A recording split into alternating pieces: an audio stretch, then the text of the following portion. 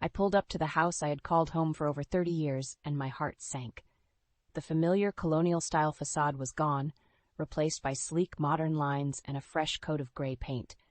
A massive for sale sign stood defiantly on the perfectly manicured lawn. "Dennis, what's going on? I didn't authorize this!" I exclaimed as he emerged from the front door, his expression a mixture of guilt and defiance. "Relax, Maggie. You should have been here. Now it's out of our hands," he replied dismissively, waving a hand towards the renovated property. My mind raced, trying to process the jarring changes. This was my family's home, filled with memories and history. How could he make such drastic decisions without consulting me? As I stepped inside, the gut punch intensified. Gone were the warm, familiar tones and furnishings I had carefully curated over the years. In their place, a stark, minimalist design that felt cold and unwelcoming. "Mom's been a godsend overseeing the whole project," Dennis said, his tone almost mocking. "She knows what's best for us." There she was, my mother-in-law Joan, surveying the transformed space with a self-satisfied smirk. "It was time for an update, Maggie. This place was stuck in the past, just like you." Her words stung, but I bit my tongue. After months of caring for my ailing parents, I didn't have the energy for another battle with Joan's passive-aggressive jabs. "Where are my things?" I asked, dreading the answer. "We had to make room for the new look," Joan replied dismissively. "Don't worry, we kept a few sentimental pieces in storage." Storage? My stomach churned at the thought of my cherished belongings, collected over a lifetime, carelessly packed away. As I wandered through the hollow, unfamiliar rooms, an overwhelming sense of betrayal washed over me. This was no longer my home. It was a staged set, stripped of warmth and soul. In the kitchen, I found Dennis poring over paperwork with a young, attractive woman I didn't recognize. They looked up, their expressions a mixture of surprise and guilt. "Maggie, you're back early," Dennis stammered. "This is Sarah, our realtor. She's been invaluable in getting the house ready for market." Sarah extended a perfectly manicured hand, her smile saccharine sweet. "It's so nice to finally meet you, Margaret. Dennis has told me so much about you." I forced a tight smile, my mind reeling. Ready for market? They were selling my family's home without my consent? As Sarah droned on about staging and curb appeal, I tuned her out, my gaze fixed on Dennis. His eyes averted mine, and in that moment, I realized the depth of his deception. This wasn't just about the house. It was a calculated betrayal, orchestrated by Dennis and enabled by his ever-controlling mother. A cold, sinking feeling gripped me as I recognized the true extent of how little they valued my input or respected my place in this family. I had been naive, blind to the cracks forming in the foundation of my life. But now, the veil had been lifted, and I saw the harsh reality staring back at me. This was no longer my home. It was a battlefield, and I would have to fight to reclaim what was rightfully mine. I sat numbly on the edge of the bed in the guest room, my mind replaying the events of the day like a broken record. How could Dennis do this to me, to us? After 30 years of marriage, of building a life together, he had thrown it all away without a second thought. As the shock began to subside, a familiar ache settled in my chest, the dull ache of disappointment I had grown accustomed to over the years. I should have seen the signs, the subtle shifts in his behavior that I had chosen to ignore, desperate to cling to the illusion of the perfect family. Dennis had always been distant, more focused on his work and hobbies than on cultivating our relationship. But I had foolishly believed that was just his way, that deep down he still loved and cherished me. Now the truth was laid bare. I had simply been a convenient accessory in his life, easily discarded when something shinier came along. And Joan, my own mother-in-law, the woman who should have been my closest ally, had been the architect of this betrayal all along. Her constant belittling, her snide remarks about my capabilities as a wife and mother, they had all been carefully calculated jabs, chipping away at my self-worth until I was too broken to fight back. Tears stung my eyes as I remembered the countless times I had defended her to my own family, making excuses for her behavior. She's just old-fashioned, I would say. She means well, deep down. But the truth was, Joan had never accepted me as part of her family. To her, I was an interloper, a threat to the twisted, codependent bond she shared with her son. The sound of laughter from downstairs snapped me back to reality. Dennis and Joan, celebrating their victory over me, no doubt reveling in the spoils of their deception. My fists clenched involuntarily, a surge of anger replacing the sadness that had consumed me moments before. I thought of my parents, the way their faces had lit up when Dennis and I had first brought them to this house, our forever home. They had trusted him, believed in the life we were building together, and now their legacy, the home they had gifted us out of love, was being sold off like a piece of merchandise, all for Dennis's selfish gain. A renewed sense of determination washed over me. I would not let them win. Not this time. Rising from the bed, I began to gather my things, my mind already formulating a plan. First, I needed evidence, proof of Dennis's misdeeds that not even Joan could deny or spin in her favor. Then, I would rally my troops, the friends and family who had stood by me through thick and thin, the ones who had always seen through Joan's false pretenses. This was war, and I would fight with everything I had to reclaim what was rightfully mine, my home, my dignity, my life. Dennis and Joan had made the mistake of underestimating me, of believing I would simply roll over and accept their betrayal. Well, they were in for a rude awakening. As I zipped up my suitcase, a small, defiant smile tugged at the corners of my mouth. The battle lines had been drawn, and I was ready to show them just how strong I could be when pushed to my limits. This was only the beginning. I stared at the suitcase on the bed, my mind racing with 1,000 thoughts and emotions. Part of me wanted nothing more than to flee, to put as much distance as possible between myself and the toxic web of lies that had ensnared my life. But another part, the part that had been beaten down and gaslit for years, hesitated. Could I really just walk away from everything I had built? A familiar voice in the back of my mind whispered insidiously, "This is your fault, Maggie. If you had been a better wife, a better daughter-in-law, none of this would have happened." I squeezed my eyes shut, trying to drown out the voice that sounded eerily like Joan's. That wretched woman had spent decades chipping away at my self-worth, always quick with a backhanded compliment or subtle jab about my shortcomings. And Dennis, my so-called partner, had stood idly by, letting her toxic influence fester until it had poisoned our entire relationship. Flashes of memory assaulted me, moments I had tried so hard to forget. Joan criticizing my cooking at family dinners, her thin lips curled in a perpetual sneer. Dennis brushing off my concerns about her behavior, insisting I was overreacting, the way she had swooped in like a vulture when my parents fell ill, insinuating that I was an ungrateful daughter for needing to care for them. "If you cared enough about your own family, you wouldn't leave for months, Maggie," she had said, her voice dripping with false concern. At the time, I had bitten my tongue, too overwhelmed by the situation to stand up for myself. But now the memory ignited a spark of defiance deep within me. How dare she question my devotion to my family when she had spent years actively undermining and sabotaging my relationships? I thought of my parents, their faces etched with worry as I had left to tend to their recovery. They had trusted Dennis, believed that he would support me through that difficult time. Little did they know, he had used my absence as an opportunity to further his own selfish agenda, aided and abetted by his manipulative mother. A renewed sense of determination washed over me. I would not let them win. Not this time. If Dennis and Joan wanted a war, then a war they would get. Zipping up the suitcase with a decisive tug, I squared my shoulders and headed for the door. There would be no more running, no more hiding. It was time to gather my troops and fight for what was rightfully mine. My home, my family, my life.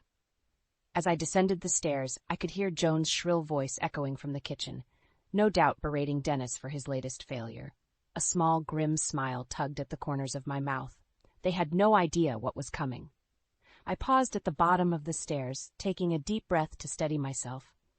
Then, with a newfound sense of purpose, I strode towards the kitchen, ready to face my adversaries head-on. No more Mrs. Nice Maggie. It was time to take back control of my life, no matter what it took. I strode into the kitchen, my heart pounding with a mixture of rage and determination.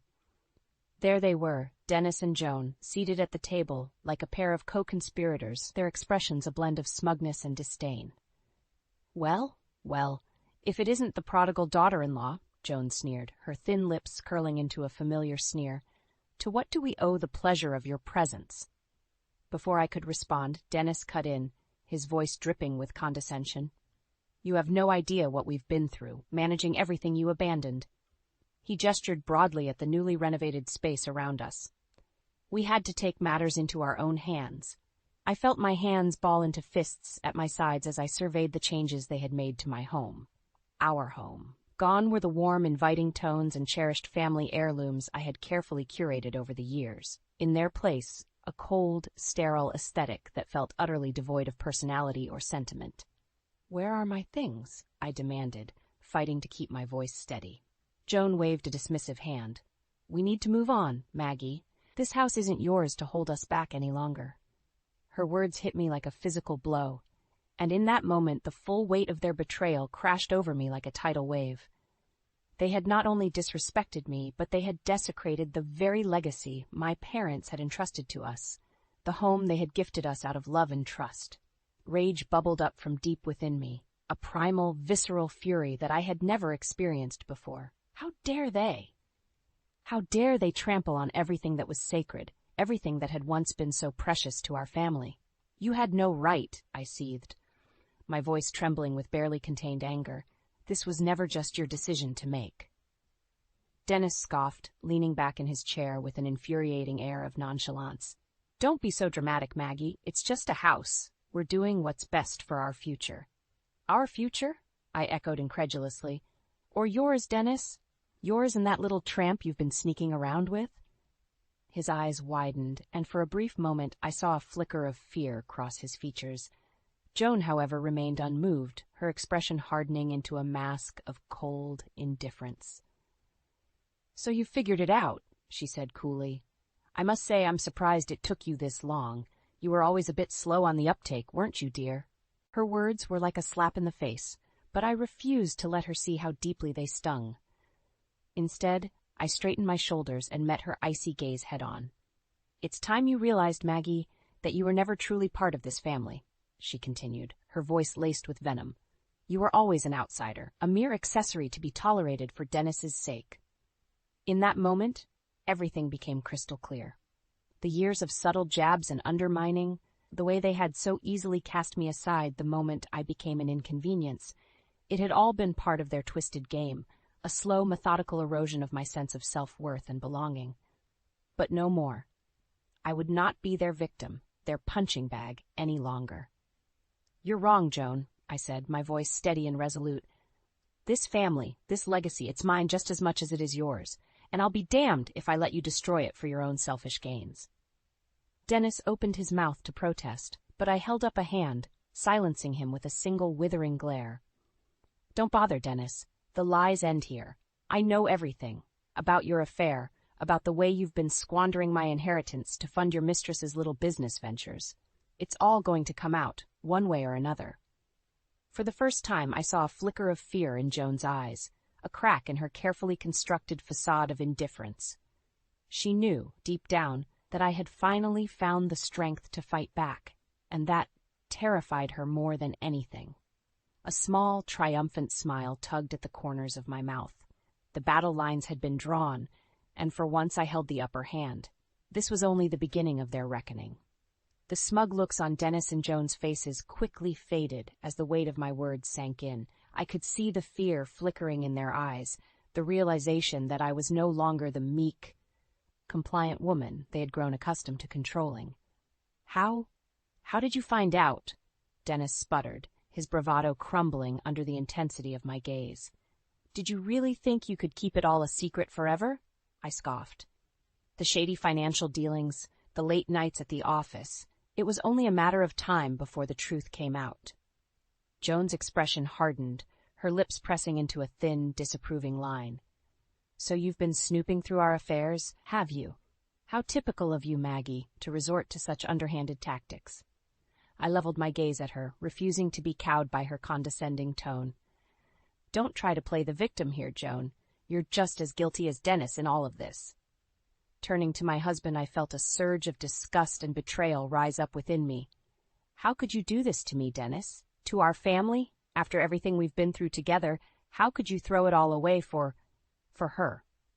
The words tumbled out before I could stop them. the hurt and anger I had bottled up for so long finally spilling over. Was I not enough for you? Did our marriage, our vows mean nothing to you? Dennis opened his mouth, but I held up a hand, silencing him. No, don't bother trying to explain it away. I know all about your little fling with Sarah, the real estate agent you've been using to funnel my inheritance into her business ventures. Joan's eyes widened, and for a moment, I saw a flicker of genuine surprise cross her features. Clearly, even she hadn't been privy to the full extent of Dennis's deception. That's right, I continued, my voice growing stronger with each word. I know about the shady deals, the secret accounts, all of it. And I have proof. Reaching into my bag, I pulled out a thick manila envelope stuffed with financial records, copies of incriminating emails, and other damning evidence I had painstakingly gathered over the past few weeks. You see, while you two were busy plotting behind my back, I was doing a little digging of my own. And what I found was a web of lies and betrayal that goes deeper than I ever could have imagined. Dennis's face had drained of color, his eyes darting nervously between me and the envelope in my hands. Joan, however, remained stubbornly defiant, her chin jutting out in a show of false bravado. So what? She sneered. You have a few pieces of paper. That doesn't change the fact that you were never truly part of this family, Maggie. You were always an outsider, a mere accessory to be tolerated for Dennis's sake. Her words cut deep, but I refused to let her see how much they stung. Instead, I met her gaze head-on, my resolve unwavering. You're wrong, Joan, I said, my voice steady and resolute. This family, this legacy, it's mine just as much as it is yours, and I'll be damned if I let you destroy it for your own selfish gains. A heavy silence hung in the air, the weight of my words settling over us like a thick fog. For a moment, it seemed as though time itself had frozen, the three of us locked in a silent battle of wills. Then, without warning, Joan's composure cracked. Her face contorted into a mask of rage, and she slammed her fist down on the table with surprising force. How dare you? She spat, her voice trembling with barely contained fury. After everything we've done for you, this is how you repay us? With accusations and threats? I held her gaze, unflinching. I'm not threatening anyone, Joan. I'm simply stating the facts. And the fact is, you and Dennis have betrayed me in the worst possible way.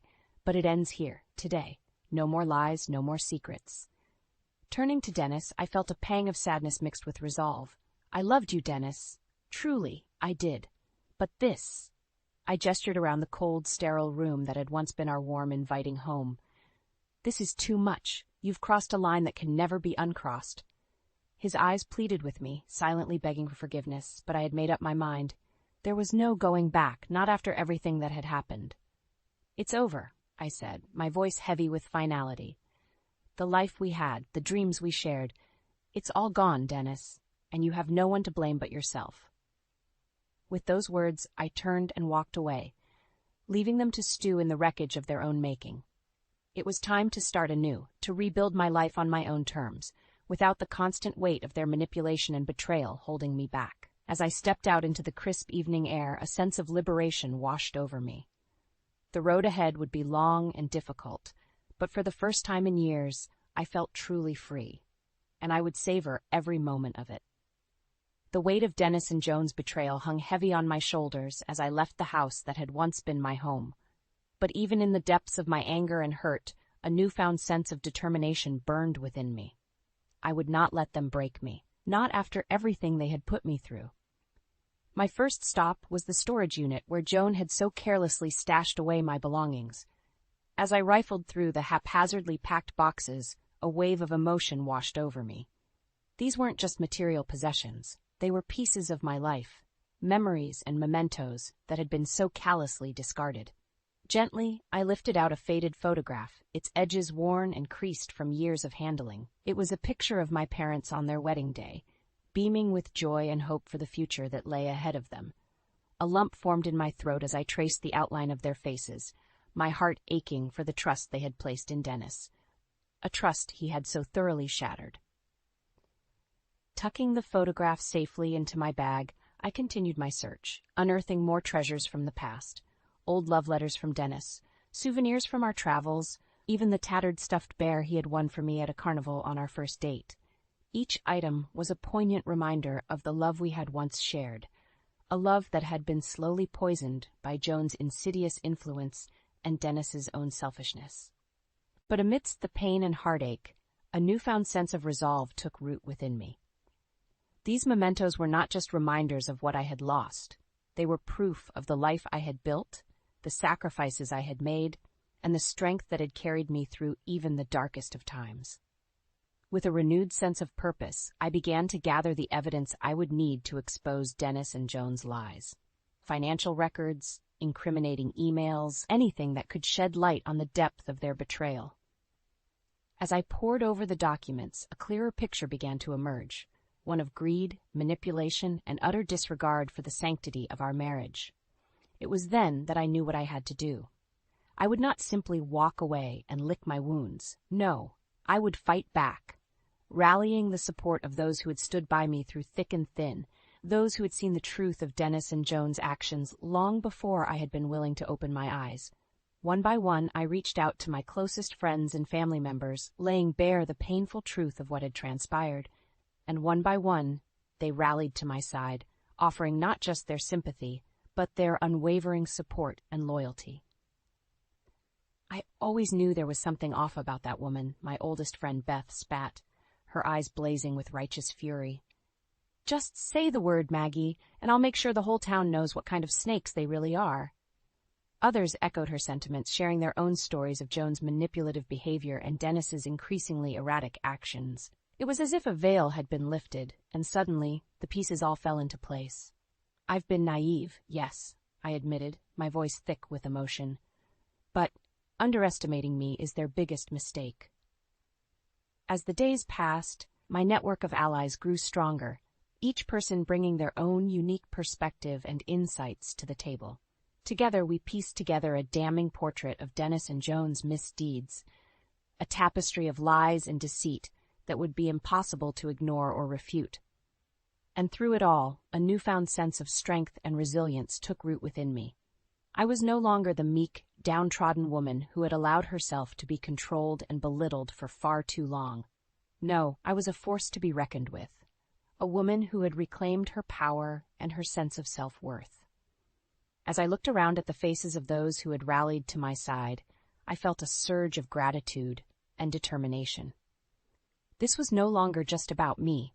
It was about standing up for what was right, about refusing to let the toxic influence of people like Joan and Dennis poison the lives of others.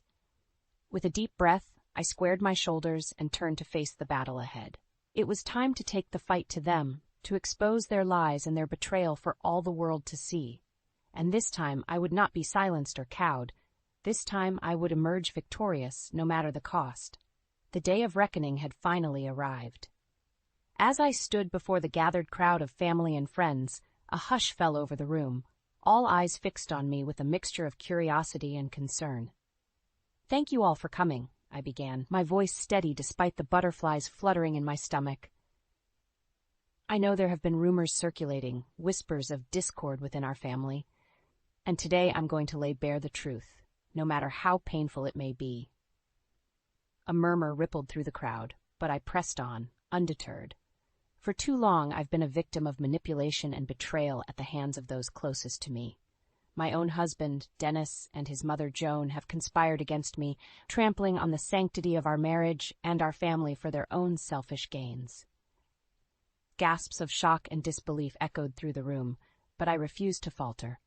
This was my moment, my chance to reclaim the dignity and respect that had been so cruelly stripped away from me. "It's true," I continued, my voice growing stronger with each word. "Dennis has been carrying on an affair with a younger woman, using my own inheritance to fund her business ventures behind my back." Turning to face my husband, I felt a surge of righteous anger coursing through my veins. "How could you, Dennis? How could you betray everything we built together, everything we sacrificed for this family?" He opened his mouth to speak, but I silenced him with a single, withering glare. "And you, Joan," I said, shifting my gaze to my mother-in-law's stony expression.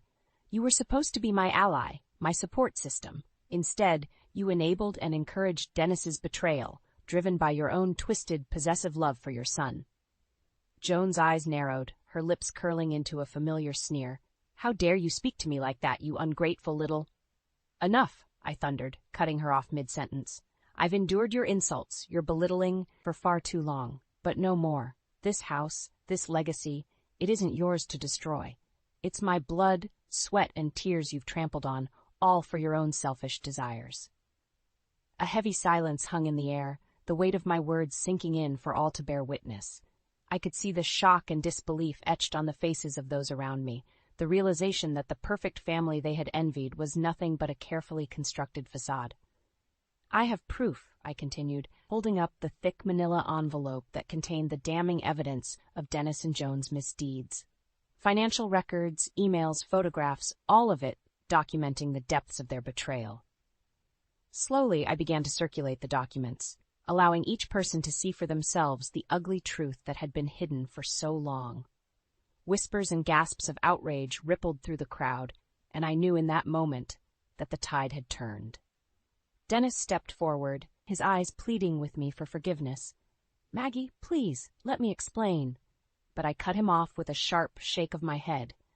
"There's nothing to explain, Dennis.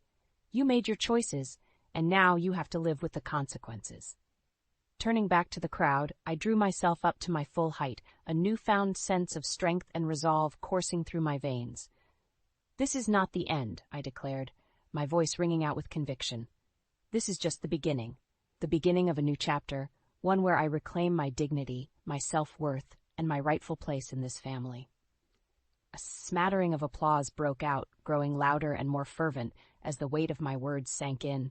I could see the respect and admiration in their eyes, a stark contrast to the pity and condescension I had grown so accustomed to.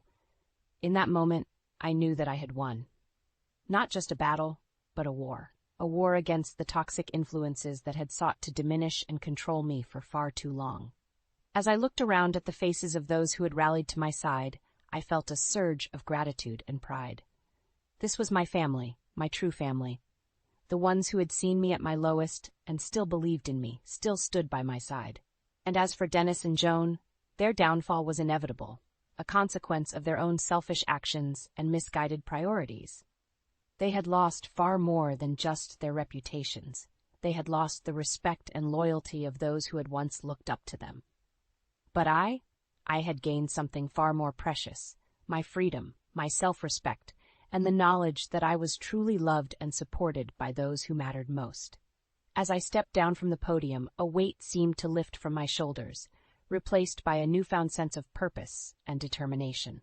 The road ahead would be long and difficult, but for the first time in years, I felt truly alive, unburdened by the chains of manipulation and deceit that had held me captive for far too long.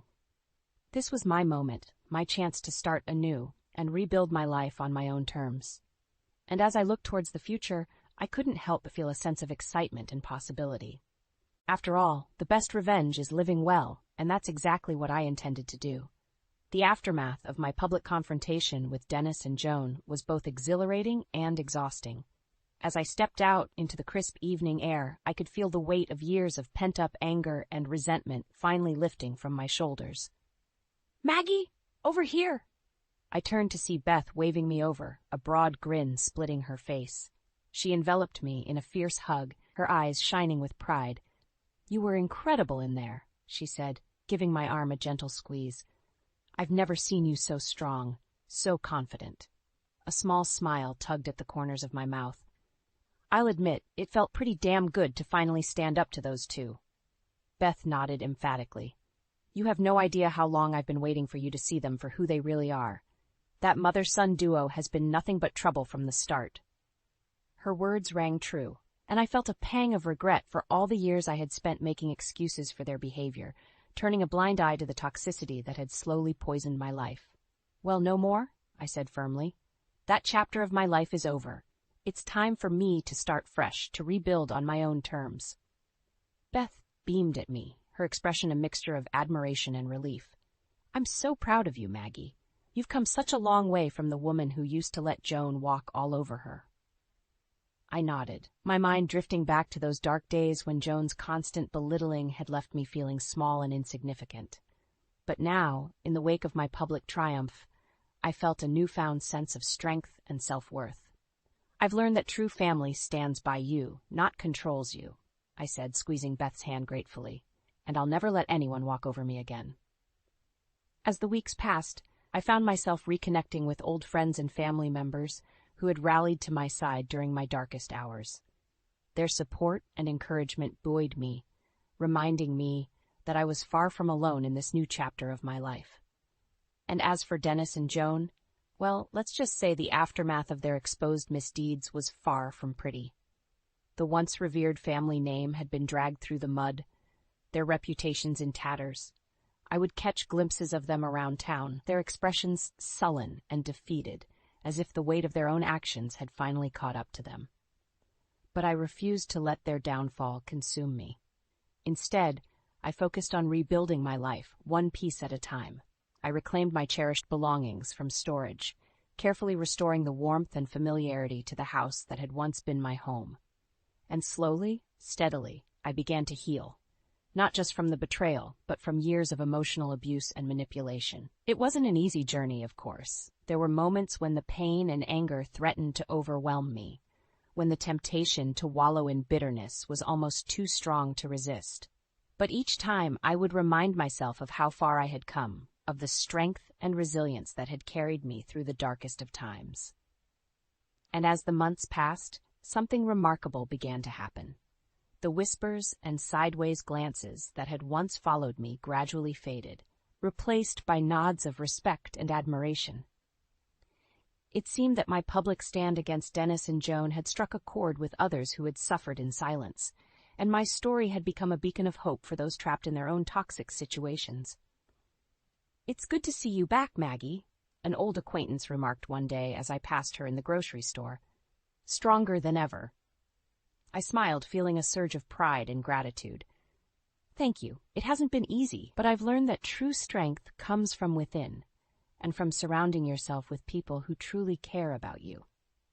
As I made my way home, my arms laden with bags of fresh produce and the promise of a new recipe to try, I couldn't help but marvel at how far I had come.